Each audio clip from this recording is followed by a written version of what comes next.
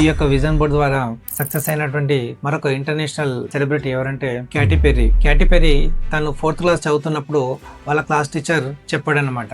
ఏమని, మీ జీవితంలో మీకు ఏవైతే కోరికలు, ఆశయాలు ఏవైతే ఉంటాయో వాటన్నిటిని ఒక విజన్ బోర్డ్ చార్ట్ చేసుకొని తీసుకురమ్మని చెప్పడం జరిగిందనమాట.